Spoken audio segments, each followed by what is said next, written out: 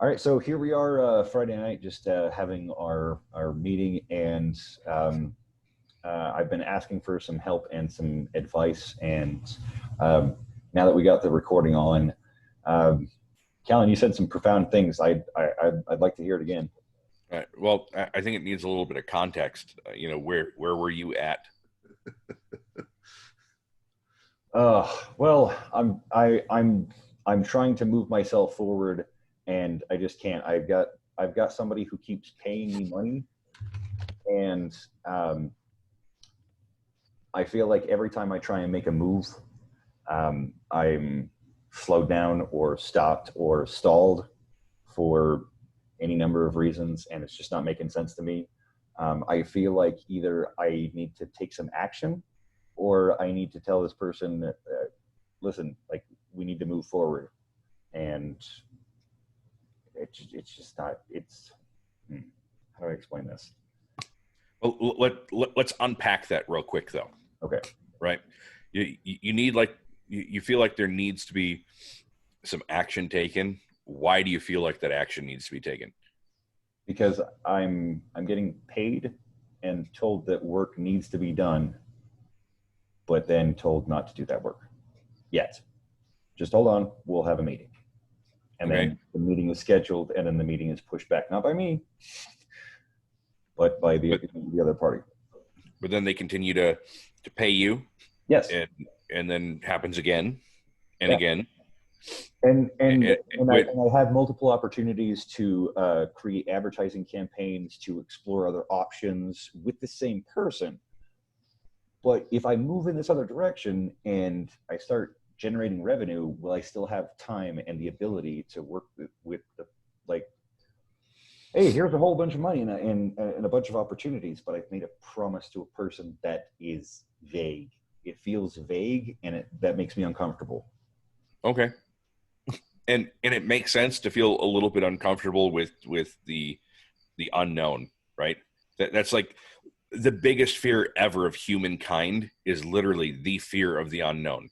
It is the source of stress for millions of people, to the point where people need to be put on medication because they fear what's going to happen.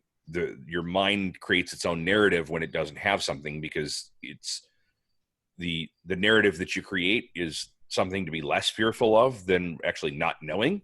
The worst case scenario you can think of is more tame than the thought of the uncertain, right? Right. My brother told me something like that. Of, if you write down all the fears that you have and put it in a drawer, and then 10 years later pull it out, none of those have ever happened. Well, one of the things that a psychologist will teach you, if you're having massive anxiety over the fears of something that's about to happen, and they're gonna ask you, why is that thing about to happen? What is the thing that you're afraid?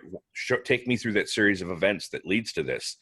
And then they have you work backwards, and they say, okay, what's the likelihood that this end result occurs from the step before that? Okay. And what's the likelihood that step before that occurs because of the thing that came before that? So you work all the way back to where you're at right now, and then they say, okay, what's the likelihood of this thing that you're so afraid of actually coming to happen? Does it make sense to be afraid of this thing? And 90% of cases, nope, doesn't make sense. Because there's 10,000 possibilities from where you're starting to the thing that you were afraid of. Right. So, and what I had expressed to you is, you're not taking action to go into this other thing because you're afraid. Yeah. You are literally at that point where you have so much anxiety over the thing that you're afraid that's going to happen, which is where you're going to commit to this, and then now you have to make good on this thing, and you're not going to have the bandwidth to be able to handle everything. Yes. That's boom. So instead of being afraid of this thing, you could move forward into that thing in a slightly more non-committal fashion, right? Explore that thing. Make sure that when you move in that direction, it's going to do a few things for you. It's going to validate your expertise in doing that. right? You're going to be able to say, yes, I can do this. This thing's going to run exactly the way I intend it to do. So when I take on another client or a different project, all of these projects, in my head, I'm capable of properly estimating these projects and figuring out how much I can take on without overpromising to other people. Does that make sense so far? Yes, it does. Okay. Because it's exactly what I deal with you guys also. But it also, when you're validating your skills in your results, it also helps you get forward progress and momentum.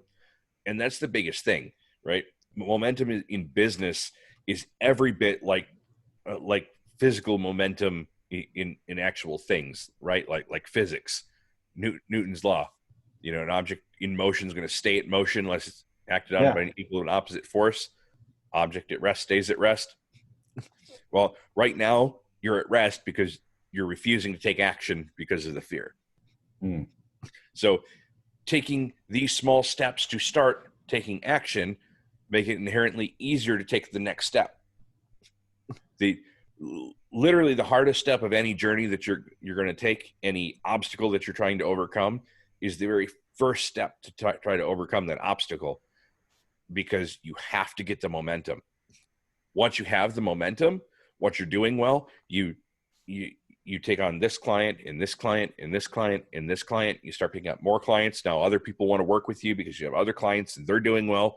So it occurs the fact where something happens to go wrong with a new client that you take on, and they decide, you know what, I don't want to do this with you anymore. You have all these other people that you did stuff for that are still doing the thing with you. It's just a little speed bump. It's just a little. Sure.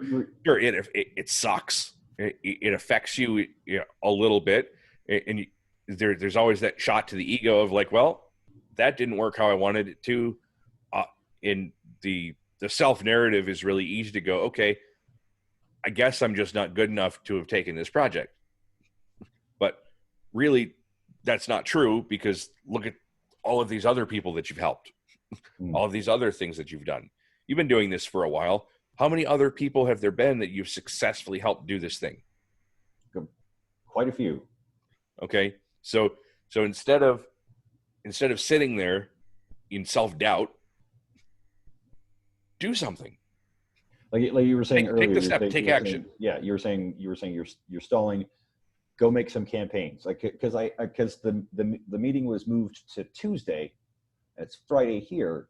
Like, if I understand what you're saying, take this opportunity to generate some momentum and create some campaigns and get them out there, and then jump on that meeting on Tuesday. Absolutely. If things go the way they're supposed to go and the meeting happens and they want you to start work, okay, that campaign's already running.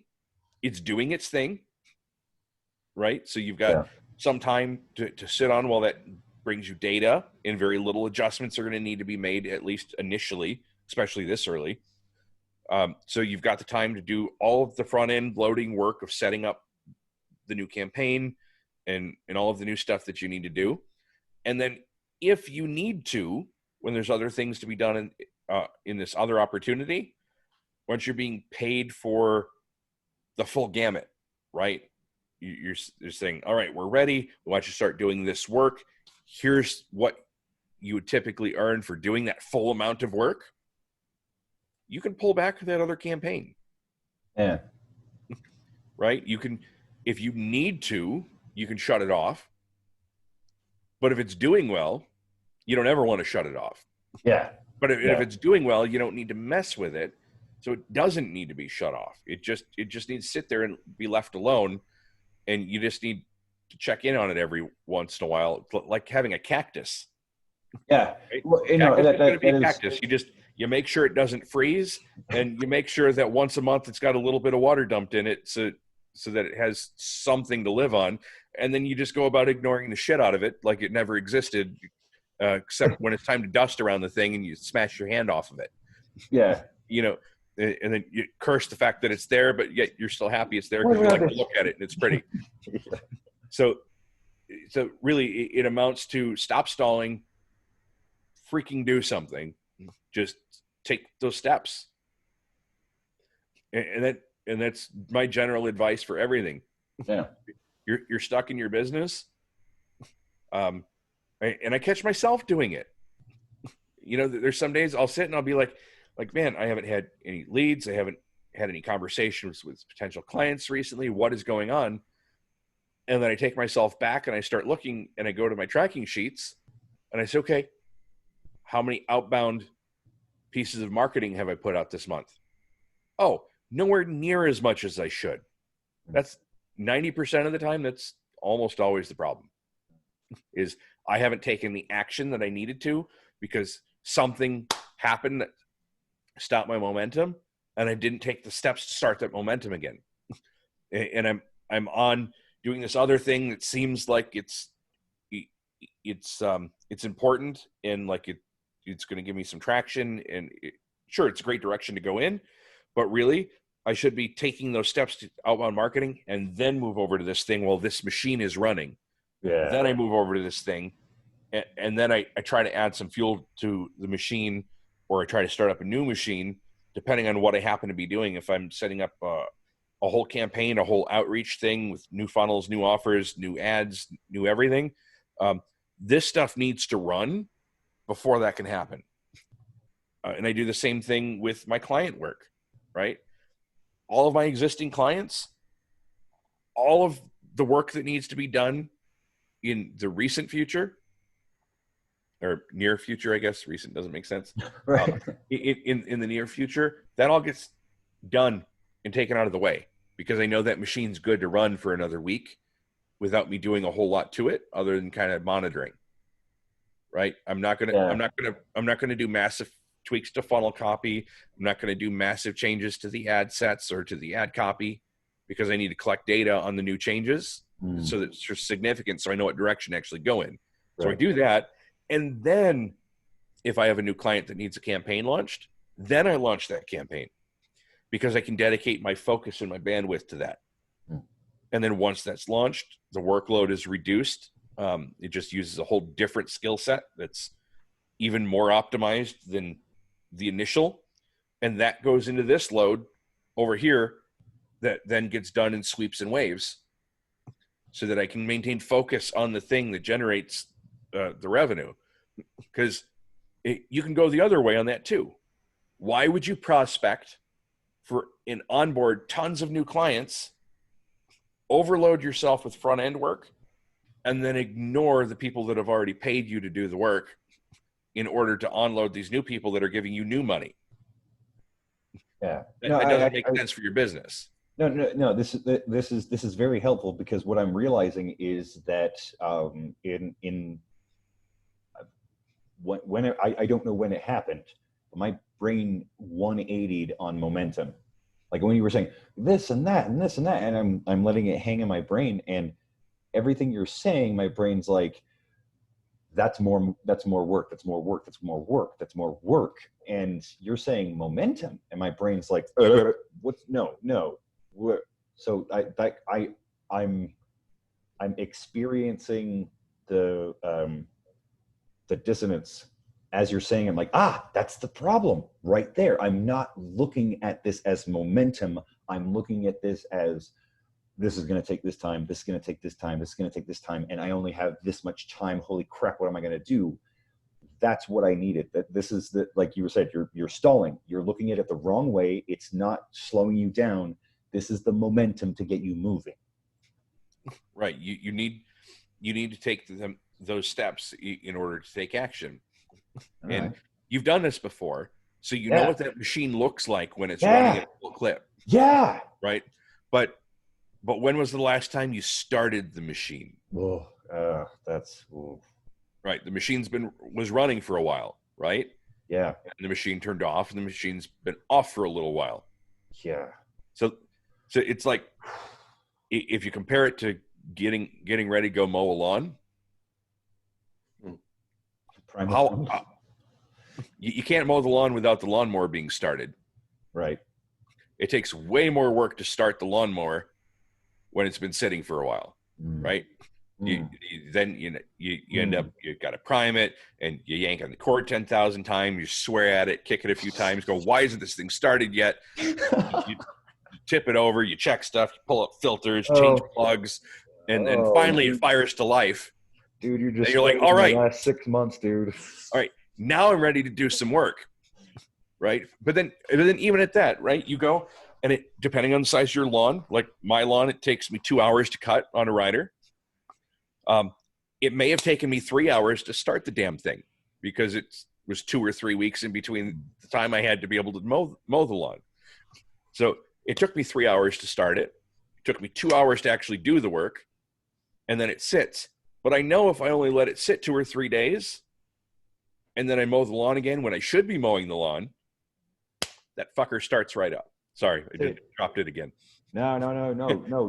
You're dude. You're spot on. Like I said, this is why I wanted to record. When you were talking about it, you're like, dude, you're stalling. Like, yeah. Well, and that's the thing, right, is between the amount of time that the lawnmower is on and running and mowing the lawn. Mow the lawn. Don't go do your taxes. Unless your lawnmower is broken, you need the refund. But right, the amount of time, if you compare the amount of time it takes to start the lawnmower, right? If you say, okay, my lawnmower takes X amount of time to start, and the amount of time that it takes to actually mow the lawn with the lawnmower on, comparatively, it's a pretty dwarfed amount. Right. We say, if you're doing it pretty consistently, where the lawnmower starts in 1 or 2 pulls, very little time actually starting that lawnmower, a lot of time actually doing the mowing, right? Yeah. And then if you let it sit, you had all the time you did the mowing, all the time you did nothing, and then all of the deterioration that happens with the lawnmower sitting and everything else that happens. And then when it comes time to start the lawnmower again, when you're having trouble starting it, you go, how in the hell did I do this again? Because you had all that time to kind of forget. So you need to prime that engine and get that engine going, and then not let it stop by knocking out some campaigns, right? Like just to make sure we're crossing the analogies, right? Yep. So you've taken all of this time to set up campaigns before. You've had them running. They've been, at this point, you've had campaigns running decently and successfully doing the job they were meant to do far longer than you have trying to start new campaigns and to start from zero, especially. So you have to get into the mode of doing that again. Because I guarantee you, when you started from zero the first time, it wasn't 1 pull and you're off to the races. No. Your very first campaign, unless you're a prodigy, your very first campaign probably wasn't super successful. No, in fact, now I mean, looking back on it, when I first started, my biggest benefit was that I just had a lot of time with a brand new piece of technology that no one was messing with.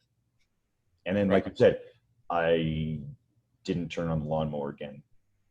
Right. You turn it on and you were like, yeah. And then so on top of it, there's also like, I'm like, hey, this is my lawnmower. And people are like racing past me on riding lawnmowers. And I'm like, oh, what just happened?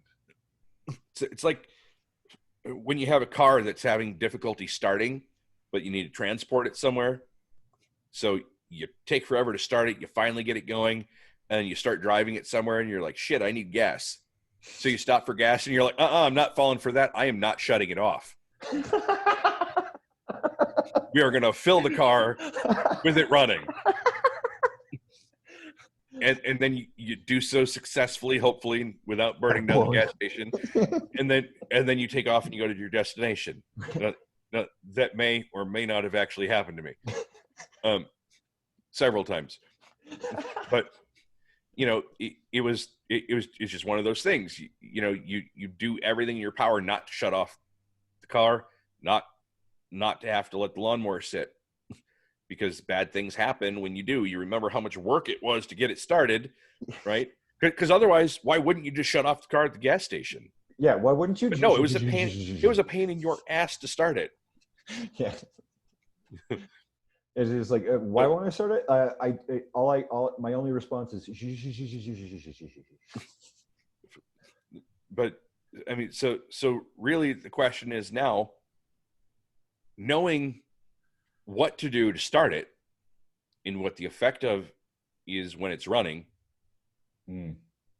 why are you really not starting it? Knowing that if you just go through the work and the steps, you could do the exact same thing you did before and you're going to have similar results.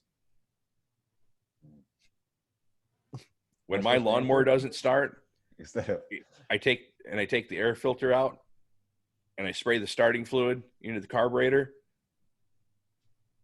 and I pull the starting cable. The same thing happens every time I do it. So it sounds like respect the routine that you've got, work the routine, pull the cord, it works. Just quit being afraid, stop stalling, and just effing do it.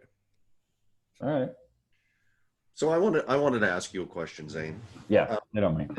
And maybe you covered this and I just missed it because I'm a little dense and I'm a little tired. But are you afraid? Is there anything? And I don't want to plant this seed, so hopefully no. Yeah, I asked for this, so bring it on. Let's just say this person has paid you a sum of money every month for 2 years and you never did any work. Are you afraid that one day, like the next shoe to drop is, hey dude, I've paid you $2,000. I need you to do this work tomorrow. And you can't? No, actually, like, I mean, if it was like, do the work tomorrow, I'd be like, finally, like, we can do the thing because it's all there. And like you were even saying before, like, you know, why don't you just do it? And it was like, I did. And he's like, stop. Okay. I mean, like, you're the one paying me. So, okay. But when can I start? Next, you know, all right. So with that, that fear's not there. That's not real. In fact, if he said, you owe me, I would be excited to get started. Okay. Go back to your first conversation when the subject of, you know, business transactions are always reciprocal, right? Like, I give you money in the expectation that you're going to do something that I value as that amount of money in return, right? And, you know, that's putting aside people who like to think that they're getting over on somebody. Hey, I'm going to give you $100 and you're going to go clean my yacht, you know. Well, I'm going to clean your yacht because I need the money. Well, it's going to take you 2 days and, you know, you're going to rub your fingers to the bone. That aside, let's say it was a fair exchange, right? So you had this conversation where work was discussed in return for money. You don't have to go into it on this call, but what did that discussion entail? Think about that yourself. What do I remember him saying? What do I remember me agreeing to provide? And you know, if I haven't provided that, ask yourself the question, well, why not? And I think that why not might lead you to a conversation with that person to say, you know, when we got together, we decided that you were going to do X and I was going to do Y, and you've done X, but I haven't done Y, but I haven't done Y because you've told me not to. Right. Help me reconcile this, because I feel, and you could tell them, you know, honesty works, man. Yeah. Why won't you let me do these things? And and say, look, I'm cool if you're going to keep paying me a little bit of money here and there, but I really want to do the work. Yeah. Yeah. Well, and I'm thinking about what Callan was saying even more now, because like we've talked about it, and I've weighed the costs, and I've counted the costs, and I'm still going in my head like, well, yeah, if he said tomorrow do these things, I could still do all of those things blindfolded and start a campaign. So now we're back to the same thing of like, dude, you're just stalling. And it's like, yeah, you're right, because I've had this thing of, you know, my reverse momentum of like, no, that's going to take so much time. And it's the opposite. It's the, no, this is the forward momentum. You're playing a trick on yourself, or your brain's playing a trick, or something. Something's happening because you've seen this happen before, and you're seeing it in an inverse way or something like that. I don't know, Callan, how you were saying it, how you were explaining it. I'm like, no, I'm looking at it wrong. Fear masks itself 90% of the time, right? You think, I kind of think of it a lot of times when somebody starts a new business, right? They're doing, they know the product they want to sell, they know how they want to sell it, and then they spend weeks like making logos, trying to come up with the perfect name, designing the website. No, I turned into that guy. And you're like, yes, I've got this logo done, or I finally thought of the name, or what. None of that stuff is important, but it feels super important while you're doing it. Yeah, yes. Yeah, and, and all it is fear masking itself by keeping you busy. So you feel like you're putting all of this work and you're grinding and you're working towards the thing that you're trying to get, but really you're on a treadmill and you're not taking any actual steps toward doing the thing, because those aren't the steps that you need to take in order to generate revenue. And you know that. But your brain won't let you see it because there's some amount of fear or self-doubt, or a similar type of a feeling that's got you going, well, okay, we can do this thing, but, well, I want to make sure that I'm going to be available to do this, so I can't dedicate my bandwidth anywhere else.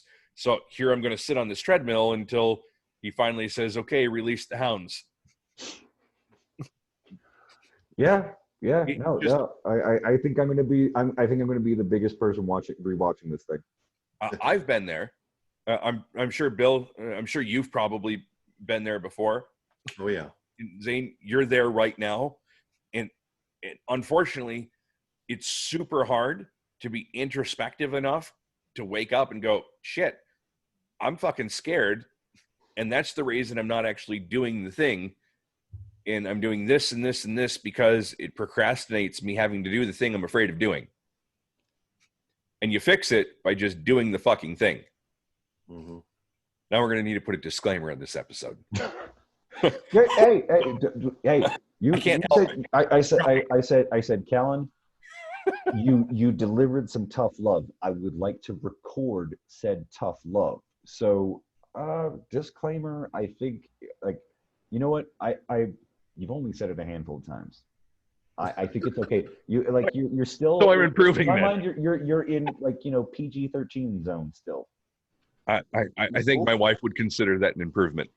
See, improvement all the way around. I am grateful to both of you for this recording, because I know it's going to help me. I also hope it can help other people, which is also why I'm like, I'm fine with being like, yes, and this is true. I am afraid, I am stalling, and I'm willing to be that guy saying, yeah, because I want that to change. And if other people can see this and benefit from it, even better. So I guess with that being the case, and knowing, well, I knew ahead of time, but realizing again now that again we've broken that fourth wall in this conversation isn't just between us. Right. I guess for those of you that are watching now, I'm going to come real close just so we can get a little more intimate for a second. I want you to ask yourself, what are the activities in your business that actually matter and generate revenue? Are those the activities that you're doing? If not, stop it. Go do the thing that makes you money. Come back to that stuff later when you don't have to worry about the money anymore. And if you never come back to it, it wasn't important enough to worry about. Logos, websites, designs, those things aren't the things that make you money. The process you put in place to sell your thing, your product, your service, whatever it is, that's the thing that makes you money. You want to do e-com? Guess what? It's totally possible to do e-com without a website. Telesales is a thing. You want to go sell your thing? Call some businesses and say, hey, I do this thing for you. Let me give you a demo, set an appointment. Those appointments and doing the demos are what make you money, not throwing your link all over the internet, spending 10 hours designing the page for your product, not making an Etsy store or an Amazon listing. None of that stuff matters. Know what you're selling, who you're selling it to, and go frickin' sell it. So I have a good example of that. I've started a new little venture, and I've done 0 advertising. I've done 0 digital marketing. I haven't even put together a presentation yet, and I've already sold it and pre-sold it to several people. And it's a system using LinkedIn to find your ideal targeted customers on autopilot. So you're using social media, you're using digital marketing, but I haven't done a damn bit of digital marketing to get my customers. I just talk to people. And how did you talk to the people, Bill? I talked to them on Zoom, which is about the closest you can get to an actual face-to-face. to meeting somebody without shaking their hand, you know? There you go. Curse you, Voldemort. Yeah. So, I mean, exactly. Old school stuff will always work. The digital stuff, I think, enhances it. It could leverage it. It could help you scale. But as Callan said, and I couldn't find it, but I found this website a couple weeks ago that, and it had to do with what Callan was saying about, you know, making a logo and, you know, your tagline and all this other crap that doesn't matter. There's this website, and I'll put it in the group when I find it, because I put it on Twitter and I just can't find it. Apparently I spend too much time on Twitter because I can't find it. But it shows, it not only shows websites back when they first started, like Amazon's first website, it shows operating systems like Apple's first OS, wow. Windows 1.0. It shows what they looked like back when, and it's amazing. And guess what? All of the companies you're going to look at on that website are multi-billion, if not trillion-dollar companies now. And they had shit for logos and design, and their websites sucked. And, you know, we are so much more ahead of the game. All you have to do nowadays, if you want a website, is just go get one and click a couple buttons and you're done. You don't have to customize it. You don't have to do all this other crap. Just put some buy buttons up and you're done. And here's a thought too. If you need if you feel like you really need and can't live without something, right? Instead of learning the skills to go do it, pay somebody to freaking do it for you so you can put your bandwidth into the thing that makes you money. Yeah. And that goes with anything. If mowing your lawn is taking your focus off of revenue generating activities for your business, go pay the kid down the street $10 to mow your damn lawn. Doing your dishes, have somebody come in the house once every couple of days and clean your damn dishes. Give them $20. I'm sure you'll find somebody that'd be more than happy to do it for next to nothing, because the money you could be generating with that time doing dishes is worth way more than the money you spent on the person to do something for you, and you've helped somebody else. Yeah. And you can turn that creativity into a marketable skill, because one of the add-on services I'm doing with this new venture is I'm showing people how to project manage VAs using an online system that's free, but I'm charging them for the service to show them how to use it. So you can lay out, like, you can outsource anything nowadays. It could be your business, or it could be, as Callan says, your chores, you know, your daily tasks. Who wants to go to the dry cleaner? Who wants to go grocery shopping? Now, I know times are tough. We got to tighten our buckle, you know, our belt, and we can't pay for everything. But if you're trying to run an online business and you find yourself out of time all the time, it's not because you're out of time. It's because you're doing stupid shit that you could offload. It has to do with opportunity cost, right? Like, Yeah. if I could earn $100 in an hour doing this thing, but I have to spend 20 minutes doing something else, I'm not going to be able to earn that $100. Yeah. Well, So yeah. if I could pay somebody, let's just say $5 on Fiverr to make a couple posts on social media, so I don't have to waste 20 minutes trying to figure out this new, Yeah. Instagram or TikTok or whatever. Pay a kid to do it. Seriously, pay a kid to do it. You're doing good. They want the money. Yeah. They have the skills. You don't waste your time, and you could spend your time actually earning revenue. Well, yeah. Consider this, and this is also kind of consider this back to me. Thinking about those opportunity costs, right? Okay, if you're able to earn that, don't you kind of owe it to the kid down the street? Like, everybody needs money. Like, okay, if you focus on this, then you can pay somebody else, and somebody else is actually making some money, and yay, helping your community, right? Like, if that's what you believe, and okay, this is the brass ring you want to grab, then yeah, I'm going to pay somebody else to change my oil. Somebody else is going to be mowing my lawn, because I have to stay focused on XYZ task, the real money-making task. And to that end, I got to say again, thank you, because I don't really have a story to this, but I remember having very similar conversations where I was on the other side just being like, dude, you're stalling. You're stalling. I can see it. It's obvious.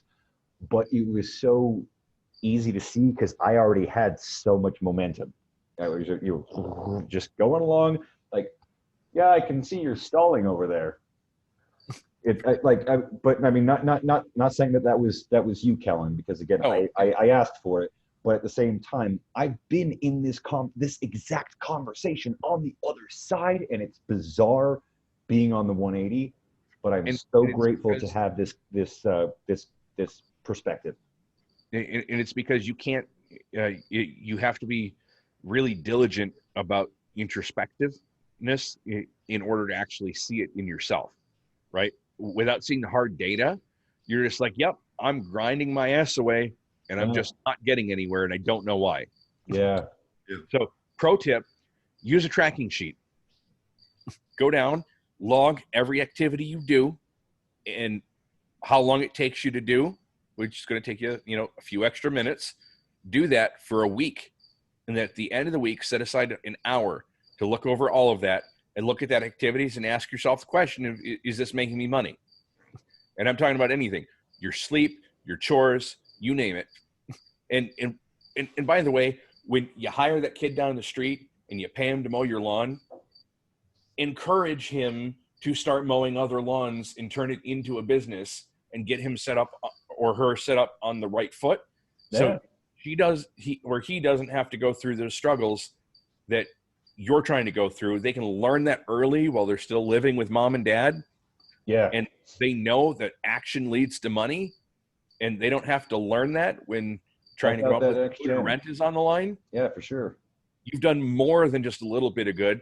And shit, go to your neighbor and tell your neighbor to have them mow the lawn too. Yeah. They probably need it also. Yeah. Well said. We got under a minute now, boys. I think we're going to make this one properly. Yeah. Well, that fantastic. Again, I really appreciate your guys' help. And with the last 60 seconds, is there any, you want to sign off with anything? Do something. Yeah, do something. Move. Well said. Do something. I'm just going to go ahead and stop the recording.